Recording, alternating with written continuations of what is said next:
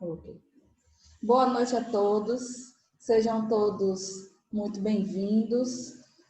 Hoje nós vamos fazer o nosso estudo nessa quinta, hoje é quinta-feira, porque houve um pequeno imprevisto na terça. Então, nós resolvemos então mudar para hoje, para quinta-feira. Mas semana que vem nós voltaremos com o nosso estudo à terça-feira, normalmente, às terças-feiras às 19 horas. E hoje nós vamos falar sobre um assunto bastante interessante, sobre um assunto que faz parte da nossa vida, um assunto que todos os dias nós nos deparamos com ele de forma direta ou de forma indireta, que é um assunto que fala de doença, mas também fala de cura. Então, nós vamos falar sobre o perdão. E para iniciarmos falando sobre o perdão, eu pergunto a vocês a seguinte questão. Você guarda mágoa? E cabe uma reflexão, que nós possamos pensar acerca dessa pergunta que eu fiz. Você guarda mágoa? Você tem alguma culpa dentro de você? Há aqueles que pensam que tem e há aqueles que pensam que não tem. Mas todos nós temos. Todos nós temos culpas, temos mágoas. Por quê? Porque faz parte do nosso processo de convivência humana. Faz parte na dinâmica do nosso desenvolvimento evolutivo espiritual. Parece que a minha travou. Vocês estão me ouvindo? Dá um legal se vocês estiverem me ouvindo. Então, eu vou seguir porque está travado aqui, tá? Eu vou seguir no áudio. Primeiro passo, talvez, seja poder compreender de que mágoa são processos habituais que comparecem no nosso cotidiano sem que isso precise necessariamente nos envergonhar. A gente precisa entender isso. Às vezes, nós temos vergonha de dizer que estamos magoados, de dizer que estamos sentindo uma mágoa. É mais fácil até nós dizermos que nos sentimos culpados. Mas mágoa, nós temos uma certa resistência, como se isso nos desqualificasse. Mas efetivamente, deixa eu admitir alguém aqui, mas efetivamente todos temos esses sentimentos em maior ou menor quantidade, intensidade, volume, e que pode estar colocado dentro do nosso coração como algo em transição ou como algo cáustico, venenoso, difícil, ruim, impeditivo de fazer o nosso movimento evolutivo e subtraindo a nossa liberdade de viver, dependendo da qualidade, da intensidade com que esses dois sentimentos, mágoa e culpa, comparecem na nossa vivência cotidiana. A antítese desses dois sentimentos, mágoa e culpa, é o perdão. Mas o que é o perdão? O que é o perdão? Etimologicamente, a palavra significa o ato de doar por inteiro. Perdoar. Doar integralmente, como alguém que faz um pernoite, passa a noite inteira. Perdoar é o ato de fazer esse movimento de doação de tal modo a poder fechar um ciclo. O perdão é uma virtude que fala do ato de fazer um movimento, uma movimentação que diz respeito à amorosidade. O perdão, ele é filho do amor. E o amor é a mãe do perdão através da misericórdia. O amor é filho do perdão através da misericórdia. E o perdão nos desafia no dia a dia a podermos lidar com as nossas mágoas e com as nossas culpas. Se nós pudermos assim avaliarmos o perdão, nós poderíamos dizer que ele funciona numa perspectiva que envolve duas instâncias, eu e ego. O ego, é aquilo que coordena a nossa vida psicológica, é o eu humano. É uma dimensão que está colocada para esta encarnação. O eu, ele fala da nossa transcendência, da nossa origem, da nossa ascensão, primeira e última. Fala da nossa natureza essencial, fala do nosso espírito. O eu é a dimensão que Allan Kardec perguntou aos espíritos na questão 88 de O Livro dos Espíritos. O que era o espírito? De que era formado o espírito? Como é que se constituía o espírito? E os espíritos responderam, é uma centelha, um clarão, falando dessa nossa dimensão luminosa. No eu está a nossa dimensão luminosa. O grande desafio do ser humano é poder articular o eu humano, o ego, com a nossa transcendência luminosa. É poder permitir que o ego seja servo do eu superior. Quando o ego se coloca como agente do eu superior, nós estamos num bom caminho.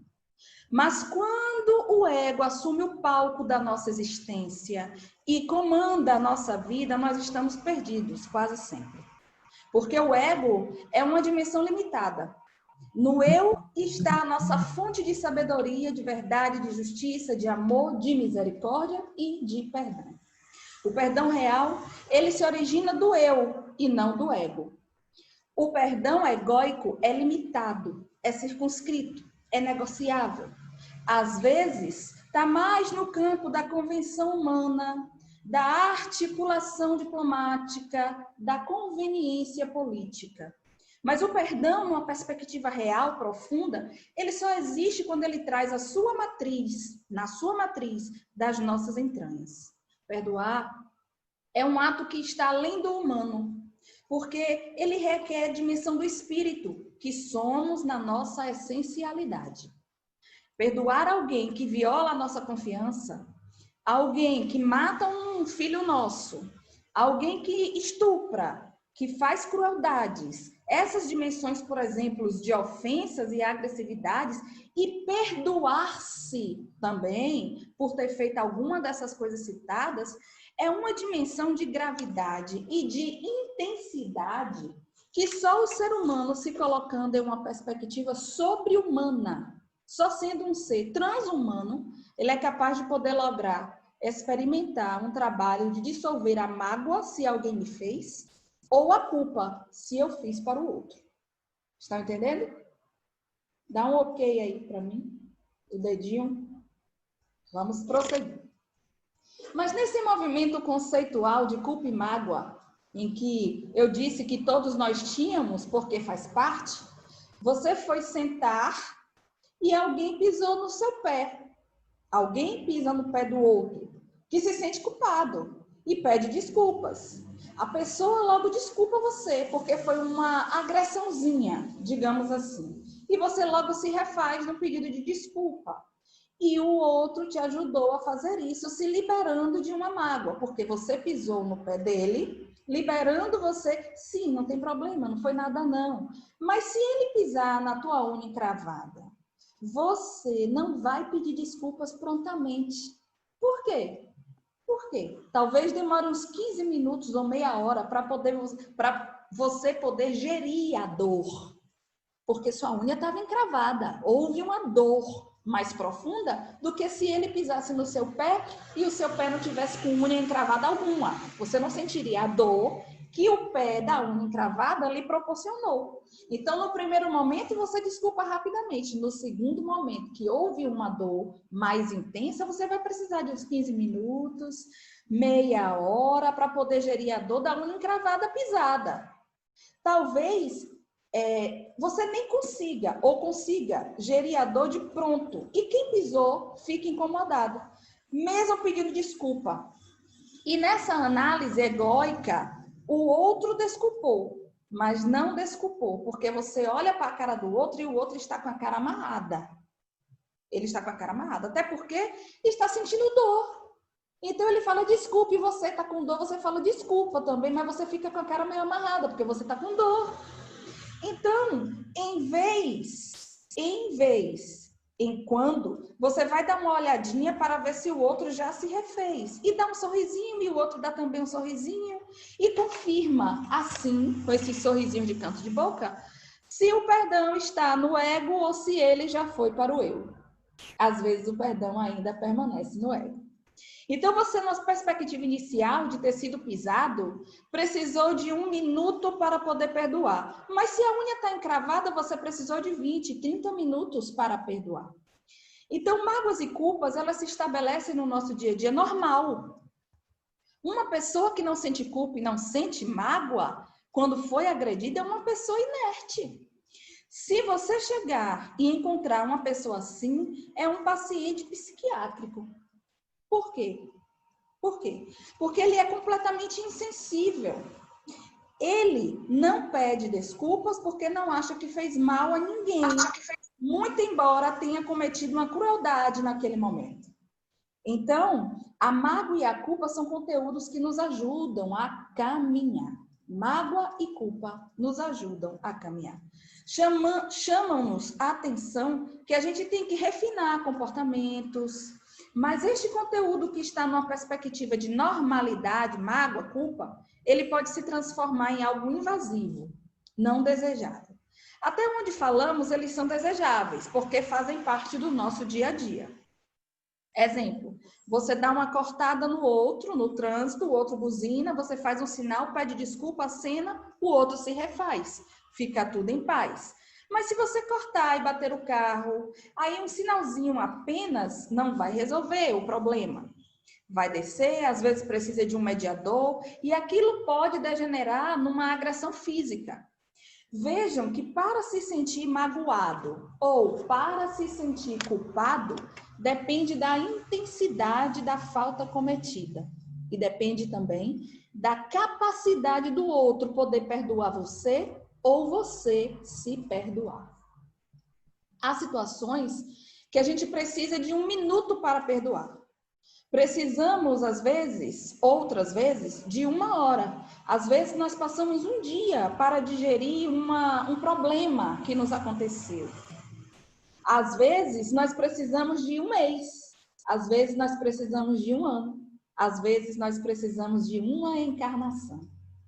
E a gente não diluiu de todo e passa para outra encarnação porque nós não fomos capazes de poder diluir uma falta que foi demasiadamente agressiva e nos feriu tão profundamente que nós não temos recurso para poder suplantá-la, nos liberando dela, porque não temos suficiente dose de amor para nos autorizar a superação daquela agressão. Ou, em tendo cometido a falta, nós ainda não temos amor suficiente para nos perdoar. E aí a gente se envolve, se mistura, fica num círculo vicioso, na rotatória, no looping, naquele looping, e não conseguimos sair daquela posição. E ficamos experimentando o remorso. E ficamos rodando. E esse processo aponta numa direção que fala exatamente dos desdobramentos, engasguei aqui no desdobramento, os desdobramentos de uma culpa e de uma mágoa que não são desejáveis, quando eu trabalho só egoicamente e não consigo perdoar. Se é um processo culposo, eu tenho no remorso, eu entro no remorso. Se eu entro no remorso, que não é desejável, que não é normal, que não é natural, que é sempre algo que nos remete a sofrimento, a dor e a desequilíbrios, se eu não consigo trabalhar o remorso, eu caminho para uma autopunição, como uma tentativa de resolver às avessas o problema que eu fiz. Ou, se alguém me lesou, eu saio da mágoa e passo a viver o ressentimento, o rancor. E se eu não consigo trabalhar isso, eu posso partir para a vingança. Na culpa, eu me vingo de mim, porque eu fiz. Na mágoa, eu me vingo do outro, porque o outro me fez. Vejam que é uma moeda com 2 faces que vão se entrecruzando. E se eu continuo nessa perspectiva do não perdão, eu continuo aprofundando o meu desequilíbrio. seja da culpa, seja da mágoa ou do mix, que habitualmente acontece. E aí eu vou para um processo de disfuncionalidade, que vai afetando desde o meu corpo físico até o meu psiquismo, na minha esfera mental mais profunda. As minhas relações sociais, a minha emocionalidade, até a minha dimensão de sintonia espiritual. Por quê? Porque eu me desconecto do meu anjo guardião, eu me desconecto das forças superiores de vida e começo a fazer transacionamentos espirituais de baixo teor vibratório, entrando naquilo que em espiritismo se chama obsessão. Obsessão, onde espíritos passam a nos deter e a nos influenciar, de tal modo a nos conduzir à existência negativamente, em função de uma dificuldade que eu apresentei, e na minha resistência do não perdão. As alterações vão desde as estruturas físicas até a dimensão espiritual, significando, portanto, que o não perdão, ele vai congelando a minha existência. A vida deixa de fluir. É um lago que congela, eu não consigo mais navegar. Quando eu não perdoo, eu não consigo mais navegar, porque o lago da minha vida, nesse aspecto, está congelado. Essas relações que estão na dimensão da emocionalidade, elas vão retirando a minha energia, afetando a minha energia perispiritual, deságua no corpo físico, na forma de doenças, nessa vida ou nas outras. Me conecto com espíritos que guardam sintonia com a energia que eu sinto, culposa ou vingativa, e eu passo então a experimentar desconexões sociais. Eu passo a experimentar desconexões sociais. Me transformo em uma pessoa deprimida ou agressiva, dependendo de se eu que fiz mal aos outros ou os outros me fizeram. Eu vou então me embaralhando de tal modo que esse processo se aprofunda na minha mente, às vezes, o meu adoecimento, que é físico, mental, psicológico e espiritual, ele ganha uma profundidade. E eu tento me livrar da dor me matando, no suicídio. Por falar nisso, hoje, 10 de setembro, é o Dia Mundial de Prevenção ao Suicídio. Hoje é o dia em que, 10 de setembro, é o dia mundial em que as pessoas se reúnem. A CVV está fazendo um trabalho maravilhoso de combate, de prevenção ao suicídio. Então, ou eu me mato no suicídio, que é o fracasso total, ou eu tento me livrar da dor dizendo, eu vou acabar com o outro. Todas as duas tentativas têm uma intencionalidade de alguém que quer se ver livre do sofrimento, que sofreu ou que causou a outro, e busca essas alternativas, suicídio ou homicídio, que são patéticas, porque elas só agravam o processo, remetendo o problema mal resolvido para uma outra existência, porém agravada na sua dinâmica. Por isso Jesus disse, reconcilia-te com teu adversário enquanto estás a caminho com ele, para que ele não lhe entregue ao juiz, o juiz não entregue ao oficial de justiça e este encerre na prisão, que é o novo corpo. A prisão é o novo corpo. E não sairás de lá até que tu pagues o último ceitil. Querendo significar que se eu não me reconcilio comigo ou com o outro, na relação comigo, eu jogo o meu processo para o mundo espiritual. A minha consciência, que é o meu juiz, me culpa.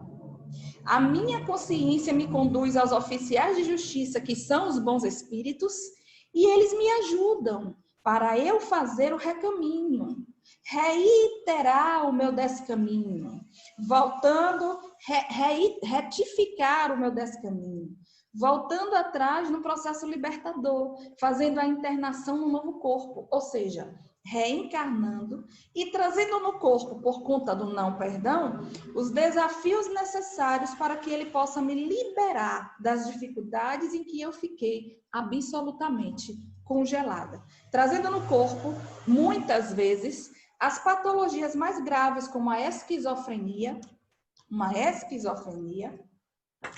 o autismo, em que eu experimento no meu próprio ser o desequilíbrio que eu cometi aos outros, imputando-me uma culpa, querendo fugir desses crimes cometidos no autismo, por exemplo, me ensimesmando, não querendo fazer contato com a realidade, ou dos quadros psiquiátricos graves, tal qual a esquizofrenia, no qual culpa e mágoa vêm associados em regime de toxicidade. Portanto, não desejado, o processo vai se agravando. E eu então, aliás, eu vou entrando, o processo vai se agravando e eu então me dilacero. Começo a me dilacerar. O meu psiquismo se dilacera de tal nível que renasço e trago uma predisposição mórbida para uma doença de nível mental e desenvolvo um transtorno hebefrênico, esquizofrênico, que é uma esquizofrenia que surge habitualmente na idade jovem, com o futuro sempre muito sombrio do ponto de vista da reconstituição desse ser. Que por mais que haja atendimento psicoterapêutico, médico, esse indivíduo vai fazer um movimento delicado, instável, e quase sempre vai se desagregando. A reencarnação já é uma terapia. O perdão já está posto através de uma patologia. A patologia em si mesma é uma intervenção psicoterapêutica para aquele espírito que delinquiu gravemente, cometendo crimes que às vezes não foram justiçados. Até doenças mais simples, que podem aparecer no agravamento do mal, quando eu recebo como filho, por exemplo, aquele que eu matei. Ou eu renasço com uma adulteração de anencefalia, por exemplo. Uma parte do meu encéfalo é subtraída em função de ter cometido um crime de um tiro na cabeça. E com isso, essa culpa, ela se agrava e como mecanismo divino de restauramento do meu processo libertário, eu renasço num corpo iniciando um caminho de auto-perdão, drenando para o corpo as mazelas que ficaram na forma de culpa, entrando no atendimento de UTI, vivendo 9 meses, mais 9 meses outros fora do útero e, estou admitindo a pessoa aqui, vivendo 9 meses, mais 9 meses outros fora do útero e experimento ali uma terapia intensiva para, desencarnando, voltar a reencarnar, apresentando ainda outras alterações, agora mais leves. E o espírito, é o espírito, na verdade, quando isso acontece, que está fazendo o caminho de volta. Vejam quantas dificuldades surgem em função de uma resistência ao perdão. Vejam quantas dificuldades podem surgir porque não conseguimos perdoar o outro ou porque não conseguimos perdoar a nós mesmos. Nós achamos que é um assunto simples, mas não, é um assunto muito profundo que pode trazer consequências muito graves, muito danosas, se nós não soubermos lidar com o perdão para o outro e lidar com o perdão conosco mesmo. Não poucas vezes, nós encontramos no próprio lar, dentro da nossa própria casa, na conta de inimigos que fazem parte do nosso circuito doméstico, nos desafiando ao perdão que ainda não conseguimos dar. Quantas vezes dentro da nossa casa tem um familiar nos desafiando ao perdão e nós não conseguimos dar esse perdão a ele? Nós ainda ficamos no campo do ego e não no campo do eu. Muitas vezes nós falamos, não, eu já consegui perdoar, mas é aquele perdão egóico, não é o perdão do eu superior. Portanto, é um perdão convencional, não é um perdão verdadeiro, real. Exemplo, uma mãe que abriga 2 crianças que desafiam a sua amorosidade. Eu acho que eu já contei essa história para vocês uma vez. Uma criança, essa história é real, uma criança era muito prestativa, muito amorosa, ela gostava demais dessa filha, muito, muito, muito, gostava muito. Um relacionamento normal. Essa filha fazia massagem nos pés dela, ela sentia muito amor por essa filha. Mas a outra filha, ela não gostava muito. A outra filha pedia para se aproximar dela e ela não gostava. Ela sentia cólicas de tanto ódio quando a menina se aproximava. 2 crianças. Às vezes, ela dizia assim, às vezes eu sinto raiva, às vezes eu sinto ódio e raras vezes eu sinto compaixão. A menininha sempre olhava para ela e dizia assim, mamãe, tu és a melhor mãe do mundo. Outro dia, o tempo vai acabar e a gente entra novamente, tá? Para a gente terminar. Daqui a pouco termina. Ela me disse que outro dia a mãe se aproximou dela, a menina se aproximou dela e disse assim, mamãe, tu és a melhor mãe do mundo. Mamãe, você não me ama, não é? Porque a gente sente quando a pessoa gosta da gente e quando não gosta. A gente percebe a energia de quem gosta da gente, de quem não gosta da gente. De quem está com uma posição de aceitação para nós e de quem não está em posição de nos aceitar coisa alguma. Porque a energia flui. E se alguém tem um pouco que seja de sensibilidade, vai captar essa energia. E a menininha falava, mamãe, você não me ama, não é? E ela sempre foi verdadeira. Ela dizia assim, não, minha filha, eu não amo você do jeito que você merece, mas eu vou conseguir amar. Eu vou conseguir amar do tamanho do universo. Ela sempre disse isso. Então, os espíritos, em sendo consultados numa reunião que a comunicação se estabeleceu de forma espontânea, envolvendo essa mãe, envolvendo essa família, na casa espírita em que essa mulher frequentava, disse a ela, minha filha, o benfeitor da casa disse, minha filha, vocês dois vêm no movimento multimilenar. Veja só, ela e essa filhinha vêm no movimento multimilenar de agressões recíprocas, de ódio. Ora um se vinga, ora o outro se vinga. E este espírito que está como sua filha já perdoou você. Esse espírito que está como sua filha já perdoou você. Ele já lhe perdoou. Ele quebrou o ciclo. Agora é a sua vez de perdoá-lo. Ou você perdoa, ou você vai deixar essa chance passar. Porque ele renasceu trazendo o perdão já constituído na alma dele. Ele já saiu na frente. Agora você precisa ir atrás, apoiando-se no exemplo bom que ele está te dando. Os meses se passaram.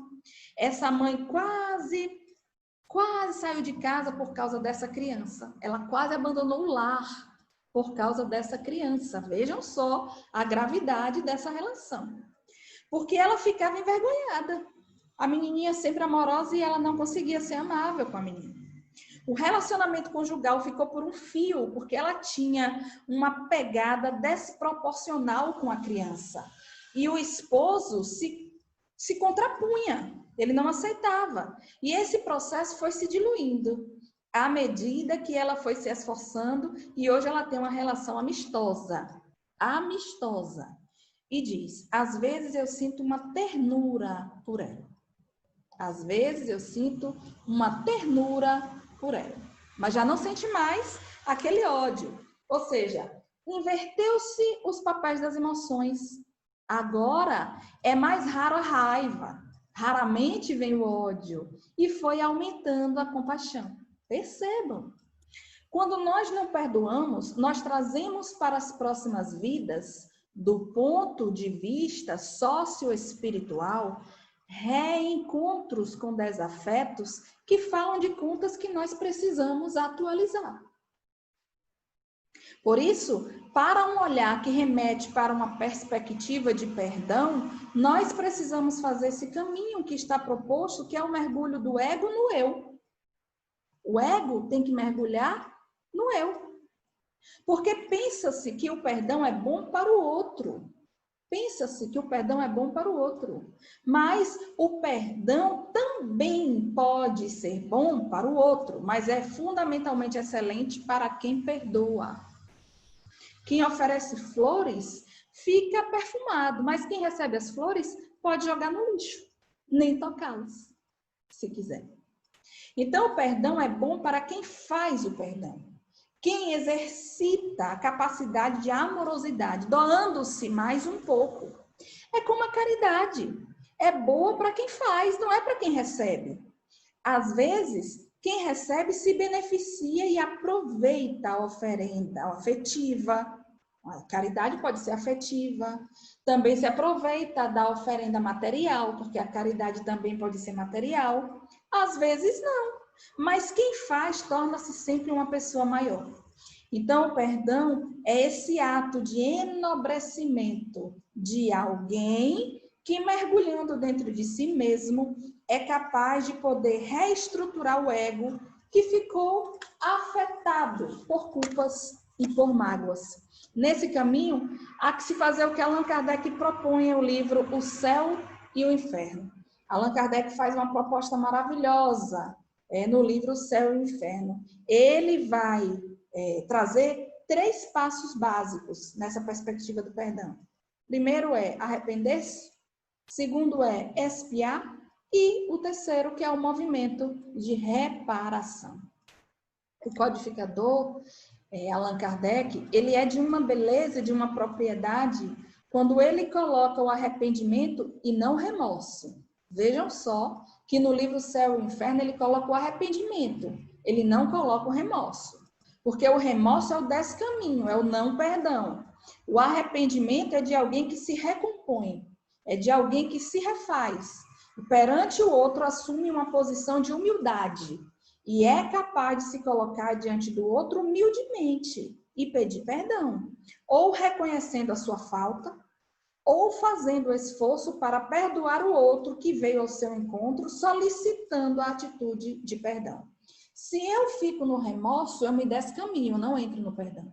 Mas se eu entro no arrependimento, eu peço perdão ao outro, eu reconheço o erro que eu fiz de forma humilde, peço perdão e caminho, prossigo, liberto.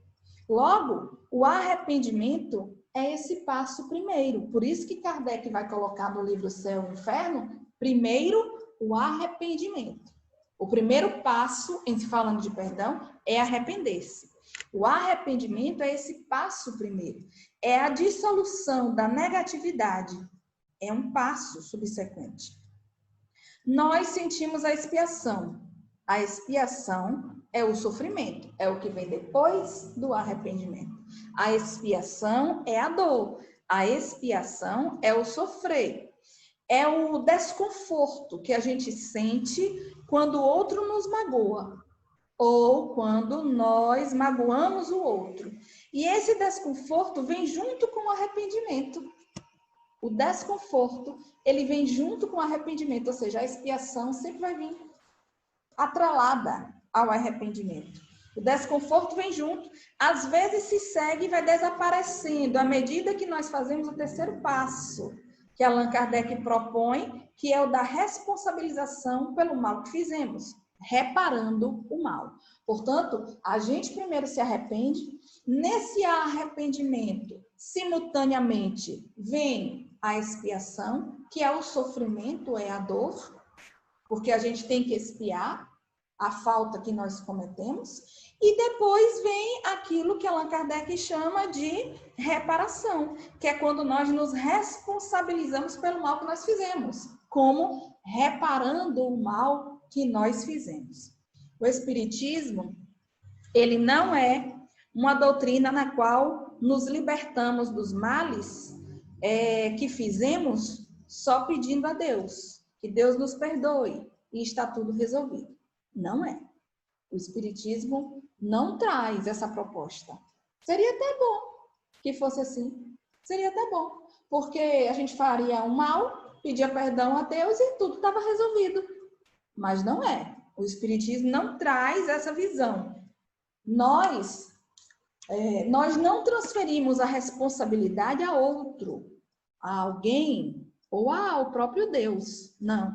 Nós suplicamos a Deus que Ele nos dê a oportunidade de, junto com o outro, nós reconstituirmos a nossa relação a partir de atitudes lúcidas, plenas, capazes de restaurar no outro e em mim mesmo o movimento da recuperação. O que nós pedimos a Deus é essa visão que o Espiritismo passa, é isso que eu falei, a oportunidade de caminharmos junto com o outro, para que nós possamos reconstituir a relação que foi lesada. Em algum momento nós lesamos com o outro e agora nós vamos ter a oportunidade de reconstruí-la. Esse é um processo que, pela via da recuperação, eu restauro uma relação que, com um osso quebrado, não sei se vocês já quebraram um osso, eu nunca quebrei, mas já convivi com. Então, como eu estava falando, é um processo que, pela via da recuperação, nós restauramos uma relação com o osso quebrado, como eu falei do osso. Se alguém já quebrou um osso, conhece alguém que quebrou um osso, que se consolida. O osso, ele vai se consolidando depois, ele se reestrutura. Naquele ponto, muito dificilmente, eu torno a cair, porque eu faço um aprendizado. Então, naquele ponto que eu caí uma vez, é muito difícil eu cair novamente. Por que é muito difícil eu cair novamente? Porque eu fiz um aprendizado naquele campo e cresço. Não somente eu, cresço eu e cresço o outro. Nós dois crescemos. Quando o outro aceita essa correspondência, porque ele pode não aceitar. O outro pode não aceitar. Mas é da minha decisão. É no meu caminho do perdão, fazer a escolha pelo perdão. E nessa escolha nós vamos encontrar, na perspectiva do Espiritismo, a compreensão de que o Evangelho nos ajuda nisso, quando nos convida para fazer uma avaliação de que o perdão, ele só é possível se eu me auto-perdoo. O perdão só é possível se eu consigo me perdoar. O auto-perdão é a base fundamental para que eu perdoe você. Sem o auto-perdão, se eu não consigo me perdoar, eu não vou conseguir perdoar o outro jamais. Por isso que o auto-perdão é fundamental para que eu perdoe o outro. Se eu não me perdoo, eu não perdoo o outro. Como eu posso te amar se a mim eu não me amo? Essa relação é uma relação dialética que nasce, vai e volta e é realimentada. Por isso disse Jesus, reconcilia-te a ti. Reconcilia-te, olha o te, a ti. Eu comigo mesmo. O Espírito Emmanuel, através de Chico Xavier, ele faz uma fala mostrando que no reconcilia-te, o convite ao perdão está para aquele que cometeu o erro. Primeiro, reconcilia-te, ou seja, te refaça, te auto-perdoe. Aí segue, reconcilia-te com o teu adversário. É o segundo movimento. Ir ao encontro do outro significa que eu vou ao teu encontro depois de ter me restituído a minha paz interna, na minha relação comigo próprio. Primeiro, eu me restituo, depois eu vou ao seu encontro. Se eu me auto-perdoo, eu vou a você desarmado, pronto para fazer um encontro. Se você não quer, diz o Espírito Emmanuel, então o outro assume o ônus de não ter aceito o perdão que você estabeleceu enquanto possibilidade. Você se liberta. Nesse ponto, você se liberta. Você fica livre. E o outro fica preso no problema do qual ele não consegue se liberar. Se o outro aceita reconstituir-se com você, se o outro aceita, então a relação em ti e na relação com o outro, e globalmente, o perdão está estabelecido. Se ele aceita, você aceita, o perdão na relação de vocês dois está estabelecido. Então, o auto-perdão é uma atitude fundamental para alguém que quer se libertar. E esse processo significa que o ego tem que se alinhar com o eu superior numa linguagem psicológica. Aqui nós temos a Elaine, que estudou psicologia, está ouvindo um pouco psicologia espiritual, viu, Elaine? É um aspecto psicológico dentro da doutrina espírita. Então, uma linguagem psicológica com Cristo interno, numa linguagem crística do cristianismo. Ou seja, eu me reconciliar com Deus, com o Deus que sou, com o Deus com D minúsculo, da qual eu fui egresso, sendo gerada pelo Deus maior. Nós somos deuses, com D minúsculo. Vós sois deuses, dizia Jesus ao seu tempo, relembrando os versos de Davi, falando-nos dessa dimensão, mas que é uma dimensão superior ao ego, que é transhumana, e que é a partir dela que eu vou constituir o meu processo libertário em relação ao perdão. É a partir daí, eu consigo então a principal cota de humildade para começar o caminho do perdão. É interessante porque Jesus, quando coloca bem-aventurados os misericordiosos, de onde advém o perdão, ele coloca só depois de bem-aventurados os aflitos, bem-aventurados os pobres de espíritos, que são os humildes, bem-aventurados os que choram, ou seja, todos nós, antes de chegarmos na misericórdia, vamos fazer esse caminho, que é o caminho da humildade, experimentarmos as dores, que é a expiação. Eu choro pelo que me fizeram, eu choro pelo que eu fiz com o outro, com meu irmão, com meu filho, minha esposa, meu vizinho, com a pessoa num acidente, num incidente. Natural esse processo de dissolução, de dissolvimento das nossas mágoas e culpas através das lágrimas. Por isso que chorar é lindo, eu sempre digo isso.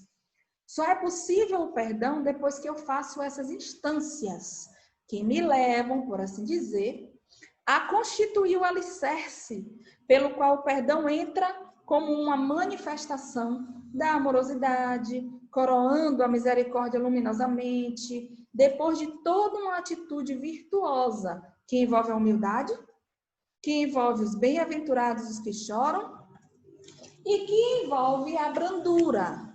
Porque quando eu sou agredido, a tendência é o quê? Quando nós somos agredidos, qual é a tendência? É revidar. Nós ainda estamos nesse ponto. Quando nós somos agredidos, a tendência é revidar. Ou quando eu agrido, a tendência é eu me punir.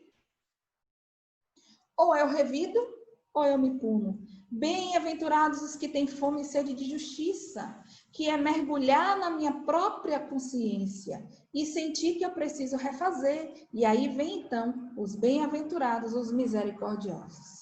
Vejam que há um encadeamento proposto por Jesus no Sermão da Montanha, que fala de um perdão que vem desde o primeiro passo, que é a humildade para que eu possa fazer esses passos do arrependimento, da atitude responsável, que é chamar para mim a autonomia da minha vida.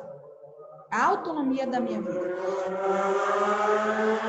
Passou uma moto aqui. Ouviram o barulho da moto? É, por isso que eu parei um pouquinho. Acho que eu moro na região do Umbral. É muito barulho assim que passa por aqui. Então, o primeiro passo que é a humildade para que eu possa fazer esses passos do arrependimento, da atitude responsável, que é chamar para mim a autonomia, como eu estava falando, da minha vida, assumindo as consequências daquilo que eu fiz, para, enfim, sair para um movimento de reparação, que pode ser uma reparação moral, emocional, psicológica, espiritual, material. Vejam que existem várias possibilidades de reparação. Não é uma possibilidade engessada. São várias possibilidades. Para, então, finalmente, celebrar o perdão, fechando um ciclo, através do qual, nesse movimento de autorreconciliação, o reconcilia-te me autoriza a dizer: eu estou liberto, mesmo do crime grave que eu possa ter cometido. O tempo que eu vou precisar disso pode ser 1 minuto, pode ser 1 ano, pode ser 1 década, pode ser 1 vida, ou pode ser muitas vidas. Um genocídio, às vezes é muito difícil o espírito conseguir se reconstituir na mesma vida, quando ele gera crimes, crueldades que envolvem comunidades. É muito difícil. Mas quando eu vejo um Bernardo Weisterson, não sei se é assim que fala, porque o meu inglês é baiano, e de Itabuna, principalmente, que chefiou a 2ª maior clínica de abortos nos Estados Unidos e que perpetrou esta clínica mais de 80 mil abortos. Ele fez isso. Quando uma cidade, ele faz um movimento de despertamento através do estudo da fetologia E ele passa a trabalhar contrariamente ao que fazia, para que os Estados Unidos pudessem esclarecer as mulheres numa luta contra o aborto, gerando filmes que circulam o mundo e que veio a público esse filme. Abriu mão de todas as riquezas que o aborto lhe proporcionava, com a máquina que é nos Estados Unidos, as clínicas de aborto. Ele fez esse movimento exatamente inverso, numa mesma vida, ele fez esse movimento inverso, uma mesma vida. É um homem que talvez tenha salvo mais vidas do que aquelas que ele eliminou. E talvez, consciencialmente, quem sabe, ele tenha conseguido fazer uma reparação de um crime, de um genocídio na mesma vida. Isso depende muito da escolha que cada um faz e da capacidade de amar a qual a pessoa se entrega. Depende muito. Paulo de Tarso, por exemplo, perseguiu os cristãos, eliminou a vida de Estevão, enquanto Saulo cometeu barbaridades. No entanto, depois que ele se converte na estrada de Damasco e tomba de joelhos numa atitude de humildade, ele diz: Senhor, o que tu queres que eu faça? Eu acho essa passagem belíssima. Senhor, o que tu queres que eu faça? Se colocando com absoluta entrega, com absoluta redução do seu ego e deixando que Jesus pudesse lhe falar ao seu eu superior, ao seu Cristo interno. Ele se levanta e numa mesma vida, se transforma em um dos maiores apóstolos da história do cristianismo, ao ponto de dizer: ninguém me moleste. Eu trago as marcas do Cristo. Escarrai, cuspi em mim, açoitai-me, pois eu já constituí um santuário intangível a vossas mãos, no qual Jesus há de reinar para sempre. Olha que coisa linda. Um homem destemido, um homem que com a mesma intensidade que cometeu os crimes, ele cometeu o processo libertário, porque a sua consciência dizia que tinha que fazer assim, em nome de Moisés.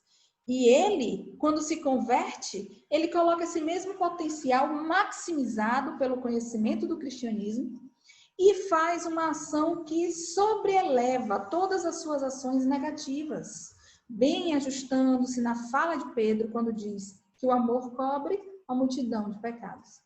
A capacidade de amar, ela é capaz de reduzir as nossas encrencas.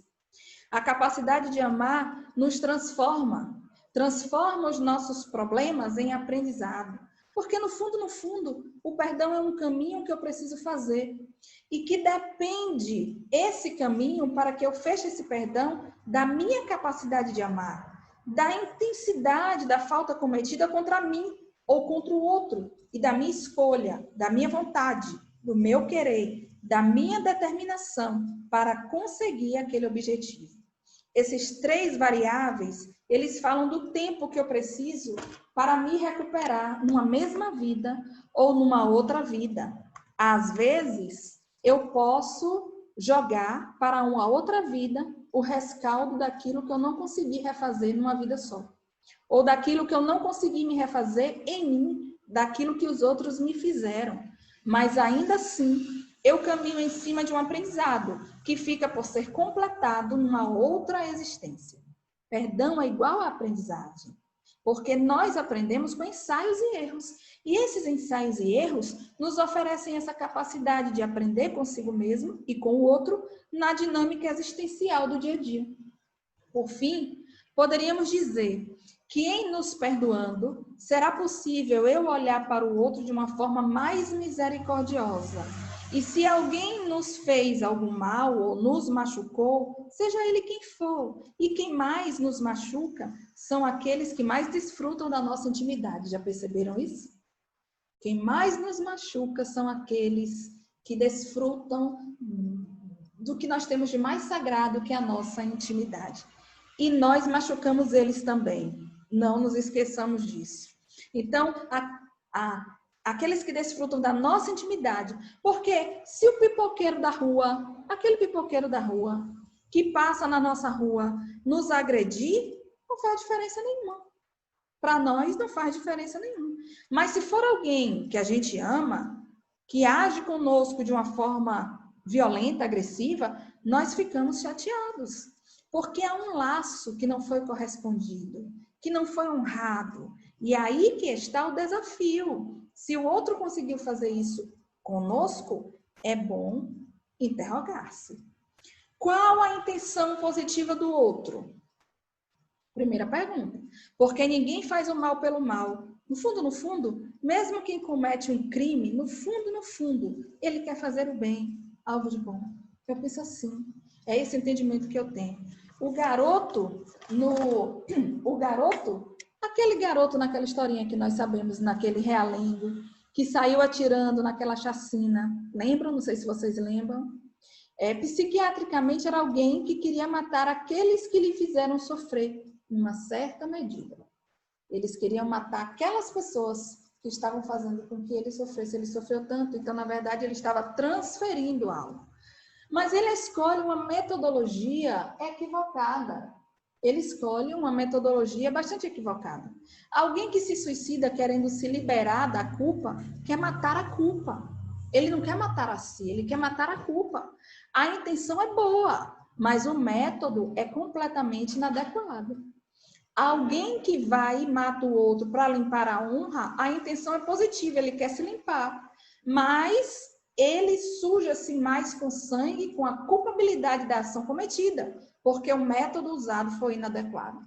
Sendo assim, isso a programação neurolinguística nos ajuda muito a entender no questionamento. O que desejaria de bom aquela pessoa de ter feito isso?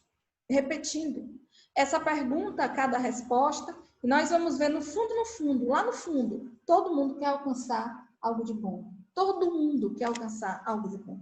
Porque, no fundo, todos nós somos seres intrinsecamente bons, que nos perdemos no caminho e passamos a ter uma conduta incongruente com a bondade.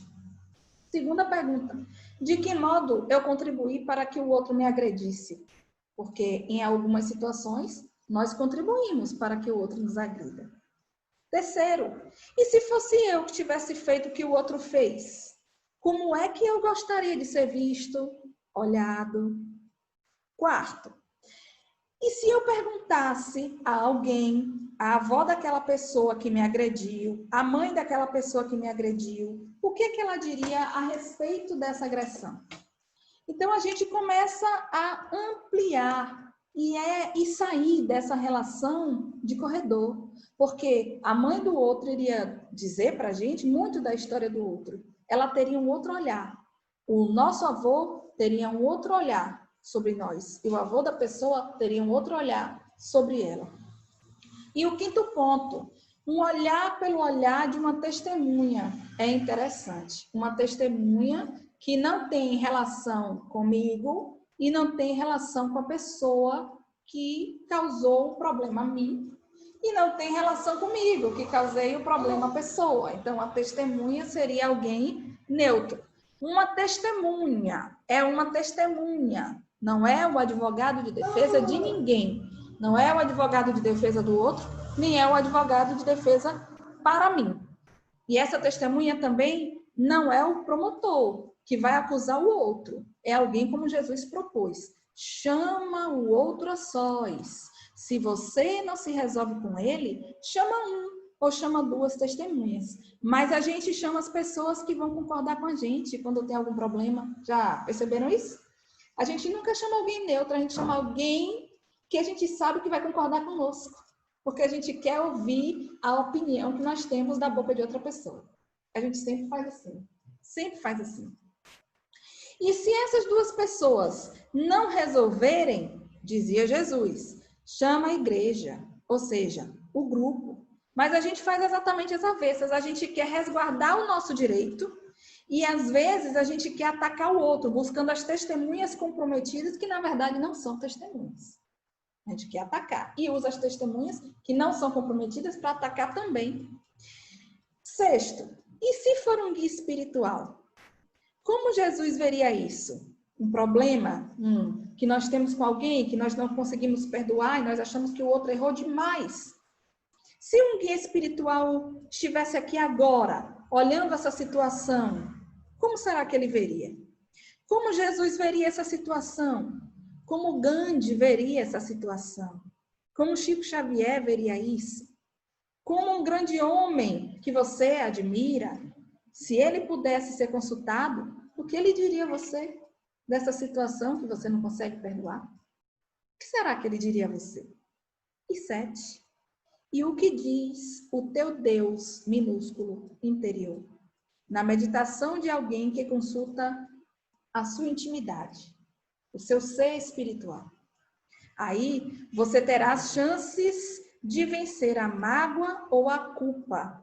Porque, como diria a criança perguntando ao avô, vô, mas como é que é isso? Perdão. Ele briga com a mágoa e com a culpa? E o avô disse, são 3 gladiadores, mágoa, culpa e perdão. Eles brigam dentro da gente. E a criança perguntou, e quem ganha o confronto? O avô sorriu e disse, aquele que você alimenta. Acho que todo mundo conhece essa história. Se você alimenta a culpa, ela vai crescer e vai se transformar em tóxica. Se você alimenta a mágoa, ela vai se converter em rancor. E se você alimenta o perdão, você se liberta. Alguém quer fazer alguma pergunta? Quer tecer algum comentário?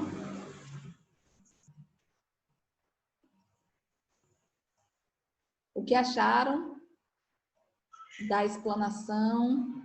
Cris, Pode falar. Eu gostei muito. Nesse assunto do perdão, você até citou a respeito dessas pessoas no início. As pessoas que não sentem remorso e culpa. E aí, como você falou, né? Para mim, eu acabo pegando assim para o lado da psicologia. E aí eu não deixo de lembrar da figura dos psicopatas, né? Sim. Dentro dos transtornos assim, psiquiátricos, você tem o psicopata que ele até tem algumas correntes que defendem que o cérebro dele é até um cérebro diferente, né? Sim. É um cérebro que o neocórtex ele tem uma configuração. Oi? Porque há uma certa insensibilidade. E os psicopatas, de acordo com a literatura, né, eles realmente não sentem isso que a gente está discutindo aqui, o remorso, assim, a culpa pelo que eles fizeram, né? E muito menos E aí eu queria entender um pouquinho E muito menos arrependimento.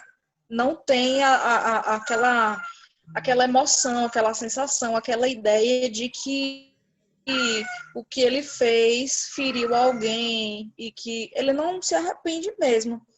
E aí eu sempre tive curiosidade do ponto de vista espiritual, assim, como é isso, assim? Porque dentro da literatura, assim, da neurociência, né, ele tem um cérebro diferenciado, o neocórtex, ele não é como o das pessoas que sentem culpa. Sim. E justamente por isso, essa configuração cerebral diferente, ele tem essa dificuldade da empatia, entendeu? Sim. Mas é claro que do ponto de vista espiritual deve ser algo muito mais complexo do que isso, né? A gente ainda está tentando entender a mente dessas pessoas que têm muita dificuldade de sentir culpa por algo ruim que fizeram. Os serial killers mesmo, os assassinos em série, né? Que fazem várias vítimas, 20, 30, 40, 50 pessoas. Eles matam e fazem, né, atrocidades e não sentem, assim, pelo menos a ciência não conseguiu detectar que eles realmente sentiram algum remorso a respeito do que fizeram. Sim. Aí você quer saber do ponto de vista espiritual, da psicopatia. Isso, da psicopatia, exatamente. A sociopatia, a psicopatia, né? Essas pessoas que não sentem culpa. E são transtornos mentais, né? Fisiologicamente falando mesmo, elas não sentem culpa, como nós neuróticos, né? Deixa eu te falar, esse mês a gente vai trabalhar sobre transtornos mentais. E aí eu vou estar te respondendo, tá? Ah, tá bom. Viu? Certo. Porque eu vou mandar um certo tempo para poder te responder aqui agora essa pergunta. Sim. É porque eu imagino que seja muito complexo realmente. E aí, como a gente vai trabalhar essa questão por causa do mês, né? Que é um mês que trabalha muito a questão da saúde mental, porque é um mês de prevenção ao suicídio, a gente vai trabalhar também a questão dos transtornos mentais. Aí eu vou trazer esse ponto que você sugeriu. Aí agora que você perguntou, tá bom? Alguém quer? Pronto, perfeito. Tá bom? Alguém quer falar? Então, já que vocês gostaram do estudo, imagino. Na terça-feira nós vamos nos encontrar novamente. Semana que vem nós voltamos para a terça-feira normal, às 19 horas. Tomara que a internet já tenha sido resolvido. Como eu falei, a gente já buscou um outro meio para que não fique mais acontecendo essas travas que tem acontecido comigo aqui. Então, tomara que terça-feira já esteja tudo regularizado. Então, eu vou convidar vocês para que possamos fazer a prece. Alguém quer fazer a oração final? Alguém se pontifica? Não? Então, vamos fechar os olhos, elevar os nossos pensamentos a Deus e vamos orar. Jesus amigo, te agradecemos a oportunidade bendita do momento de agora, onde podemos falar de um ensinamento trazido por Ti, que é o perdão. Que possamos, Senhor, não apenas analisar os aspectos ditos nesse momento, do ponto de vista cognitivo, mas que possamos colocá-lo em prática. Que possamos perseverar no exercício do perdão. Que possamos errar, mas sabendo que estamos no caminho do acerto. Que possamos, Senhor, a cada erro, nos lembrar que nós podemos nos levantar e continuarmos dali. Que errar e acertar é a metodologia do aprendizado, faz parte da nossa vida. Que possamos olhar o outro que nos machuque com olhos de amor, com olhos de misericórdia, para que possamos conseguir colocar em prática esse grande desafio chamado perdão. Mas antes de olhar o outro, com a necessidade de perdoá-lo, que possamos olhar a nós mesmos e oferecer o perdão, antes de tudo, a nós, se fomos nós que fizemos algo equivocado. Que possamos e que saibamos nos auto-perdoar, porque nos auto-perdoando, conseguiremos perdoar o outro. Nos amando, conseguiremos amar o outro. Que possamos ter uma noite de luz, uma noite de paz. Que possamos, enquanto o nosso corpo físico descansa, ter um encontro salutar com a espiritualidade maior, que possa estar conosco em espírito, conversando, nos tratando, e que possamos, ao despertar no corpo físico, no dia de amanhã, termos recordações salutares desse momento feliz. Abençoa-nos e nos dê a sua paz. Que assim seja. Muito obrigada pela presença de todos vocês. Que a paz de Jesus permaneça no lar de cada um de vocês e que possamos nos encontrar novamente, ainda que virtualmente, na próxima terça, às 19 horas. Fiquem com Deus.